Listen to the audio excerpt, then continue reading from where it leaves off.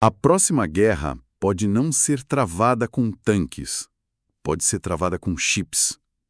Olha, essa frase de uma das nossas fontes é o ponto de partida perfeito para a nossa conversa de hoje. Perfeito, porque resume tudo, né? Exato. Enquanto o mundo se distrai com conflitos que parecem do século passado, tem uma disputa silenciosa, quase invisível, mas que é absolutamente decisiva acontecendo agora. E o campo de batalha é outro, completamente outro. Sim, nós estamos falando do controle de semicondutores, de inteligência artificial, dos cabos submarinos que de fato conectam o mundo e dos satélites lá em cima. É um xadrez global com peças novas. E os primeiros lances já foram dados, né? As restrições duríssimas dos Estados Unidos, a busca quase desesperada da China por autossuficiência, a Europa correndo para não virar só uma espectadora. É uma disputa estratégica, quase existencial. Muda o significado de poder. Bem-vindos ao Relações Internacionais em Minutos. Hoje a gente continua nossa série sobre a nova ordem mundial, com um mergulho na geopolítica da tecnologia. Um tema fundamental. E para quem está chegando agora no canal, já aproveita, curte o vídeo, se inscreve para não perder nenhum episódio. E para quem quiser se aprofundar, nossas playlists temáticas estão recheadas de conteúdo. O que me parece mais impressionante nisso tudo é a velocidade. A tecnologia deixou de ser um assunto, sei lá, do Vale do Silício, de negócios. Exato, de startup. E virou o epicentro da estratégia de segurança nacional das maiores potências. E essa transição foi, assim, incrivelmente rápida. E essa é a chave. Vamos tentar desvendar isso. Como exatamente a tecnologia virou sinônimo de poder. A métrica mudou. A gente se acostumou, no século XX, a medir poder de forma muito concreta. Território, exército, petróleo, era tudo muito físico, material. Sim, tangível. Mas hoje, os pilares do poder parecem outros, né? A gente fala de capacidade computacional,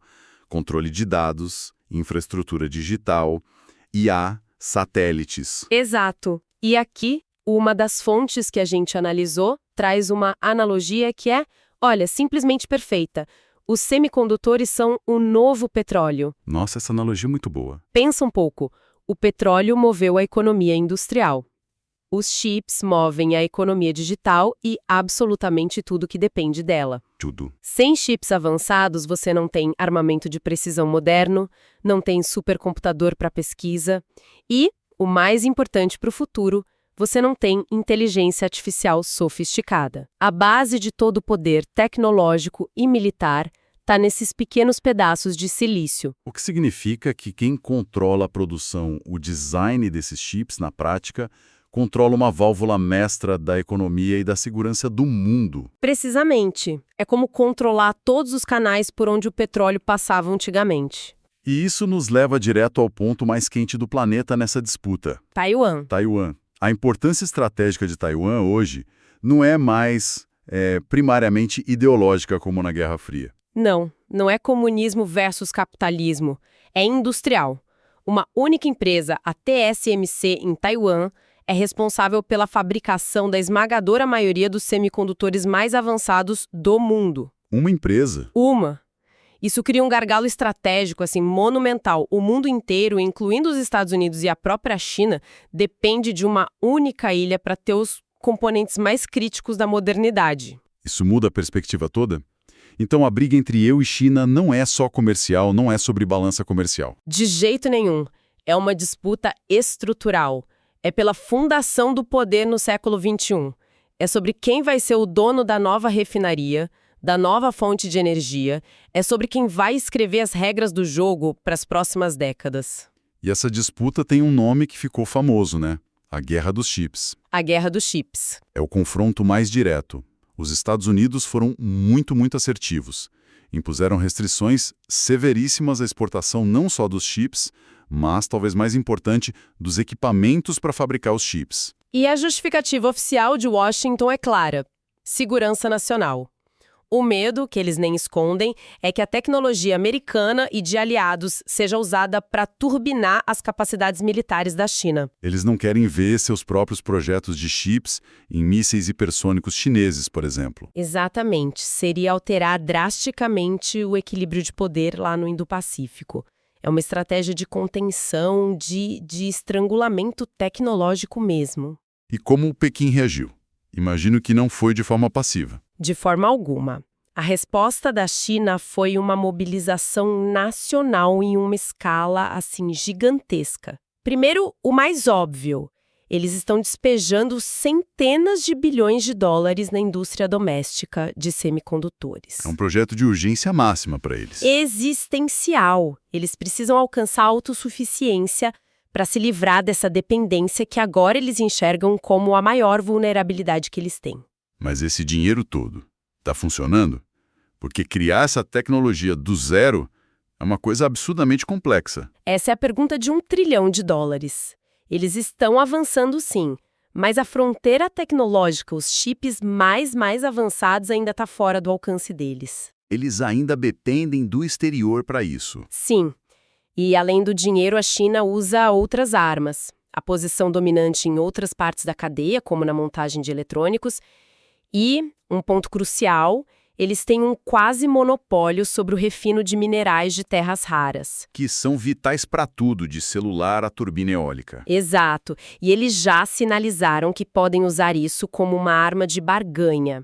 Então temos um choque de gigantes. Para onde essa colisão toda está nos levando?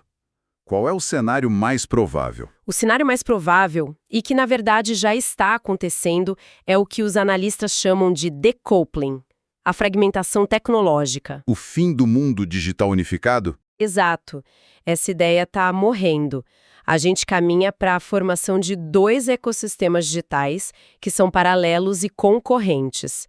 Pensa num ecossistema azul, liderado pelos Estados Unidos, com seus padrões Google, Microsoft, e um vermelho, da China, com sua própria infraestrutura, WeChat, TikTok, seus padrões. Meio como a antiga disputa do Betamax com o VHS, só que numa escala global e para tudo. É uma ótima analogia e isso cria um dilema gigantesco para o resto do mundo. Países como Brasil, Índia, Indonésia, as nações da Europa. Todos pressionados a escolher um lado. Ou tentar um equilíbrio muito precário e complexo entre os 2 blocos. A neutralidade nesse novo mundo está virando um luxo cada vez mais caro. Falamos muito dos chips, que são tipo o cérebro da coisa. Mas e o sistema nervoso? As conexões que fazem tudo funcionar e que a gente nem vê. Perfeito. Porque o poder não está só nos componentes. Existe uma infraestrutura invisível que sustenta nosso mundo digital. A maioria das pessoas acha que a internet é via satélite, né? Pois é. Mas a verdade é que mais de 95% do tráfego global de dados passa por uma rede gigantesca de cabos de fibra ótica submarinos. E quem controla esses cabos? Ou tem a capacidade de monitorar, ou, num conflito, de cortar esses cabos, tem um poder, assim, imenso sobre o fluxo de informação e de dinheiro do mundo. E vai além dos cabos, certo? Sim, a lista é longa. As redes 5G que vão conectar tudo, cidades inteligentes, fábricas automatizadas, os satélites de comunicação e, fundamentalmente, a infraestrutura de nuvem. Onde os dados do mundo são armazenados. E que são, em grande parte, data centers da Amazon, da Microsoft e do Google. E isso levanta uma questão crítica de dependência estratégica. A disputa não é só sobre quem inova mais. A questão é quem controla a infraestrutura da qual todos dependem. Ter a capacidade de desligar o interruptor de um adversário. Isso é poder real. Olha, se essa análise sobre a dimensão geopolítica da tecnologia está clareando as coisas, ajude o nosso trabalho a chegar mais longe. Deixe a palavra estratégia nos comentários para a gente saber que o pessoal está acompanhando com atenção. Isso ajuda muito o canal a crescer. E essa questão da infraestrutura é o que realmente separa uma potência regional de uma potência global na era digital. Não basta ter bons aplicativos, é preciso controlar os canos por onde os dados fluem. E dentro desse arsenal todo tem uma arma que parece ser a mais transformadora de todas: a inteligência artificial. É o objetivo final de toda essa corrida. Não é só sobre recomendação na Netflix, né? O impacto estratégico é colossal. Os chips são o meio. A supremacia em IA é o fim. A gente está falando de uso em defesa, com sistemas de armas autônomas. Os drones assassinos. Que tomam decisões sem intervenção humana. Exato. Falamos de vigilância em massa, planejamento econômico e análise de inteligência numa escala e velocidade que são impossíveis para nós, humanos. E o que isso significa em termos de poder entre as nações? Significa que o domínio em IA avançada dá o que os estrategistas chamam de vantagem assimétrica. Vantagem assimétrica. Um Estado com uma IA superior pode, em tese, superar um adversário com forças militares convencionais muito maiores. A velocidade de decisão, a capacidade de processar informações do campo de batalha, isso se torna a vantagem decisiva. É uma corrida armamentista silenciosa. Exato. E o mais assustador, talvez, é que essa corrida acontece sem regras. Na Guerra Fria, a gente tinha tratados de controle de armas nucleares, linhas diretas. Havia o entendimento do risco. E agora estamos num vácuo. Essa corrida pela supremacia em IA acontece num território selvagem, sem regras, sem tratados, sem nada. É um campo novo, perigoso e completamente desregulado. Certo. O cenário global é complexo. Mas vamos trazer a discussão para a nossa realidade. Onde o Brasil se encaixa nisso tudo? A posição do Brasil, sendo bem direta, é a de um gigante consumidor de tecnologia, mas um pouco relevante nos setores estratégicos. Um mercado imenso, mas não um jogador? Exato. Mais de 200 milhões de pessoas conectadas. Mas não estamos na vanguarda da produção de semicondutores, não temos grandes plataformas digitais globais, não estamos na fronteira da IA. E a consequência prática disso é uma vulnerabilidade estratégica imensa, imagino eu. Uma vulnerabilidade profunda. Vamos para exemplos concretos. Nossa infraestrutura de nuvem, que guarda dados sensíveis do governo, de empresas como a Petrobras, dos cidadãos, é controlada quase que inteiramente por empresas estrangeiras. Majoritariamente americanas. Sim, as plataformas que a gente usa para se comunicar, trabalhar, se informar, de redes sociais a sistemas operacionais, são todas de fora. E o hardware, os computadores, os celulares, é tudo importado ou montado aqui com peças importadas. O que significa que, na prática, nós não temos soberania sobre a nossa vida digital. É isso. A gente fica totalmente exposto às decisões e aos conflitos de outros países. Se amanhã houver uma escalada no conflito e um dos lados impuser sanções, o Brasil seria diretamente impactado. Sem ter muito o que fazer. Sem uma política industrial e tecnológica clara, de longo prazo, o país corre o risco de ser apenas um espectador passivo, um mero mercado a ser disputado pelas potências. Então, a questão fundamental que fica para nós é: o Brasil quer se contentar em ser um mercado consumidor ou quer se esforçar para ser um ator tecnológico relevante com capacidade de defender os próprios interesses? E essa é uma escolha que precisa ser feita logo, porque a janela de oportunidade não vai ficar aberta para sempre. Se a gente conectar todos esses pontos, o que vemos é uma reorganização global. Sem dúvida. A gente vê a consolidação desses blocos tecnológicos rivais, a gente vê a politização das cadeias de suprimento. Aquela lógica da globalização, de buscar o mais barato e eficiente, não importa onde. Acabou. Agora a lógica é de segurança e resiliência. Os países querem produzir o essencial em casa ou em países aliados, mesmo que seja mais caro. A segurança nacional passou a ditar as relações comerciais. O que me leva a crer que a era da globalização tecnológica, como a gente conheceu, com fluxo livre, acabou. Acabou.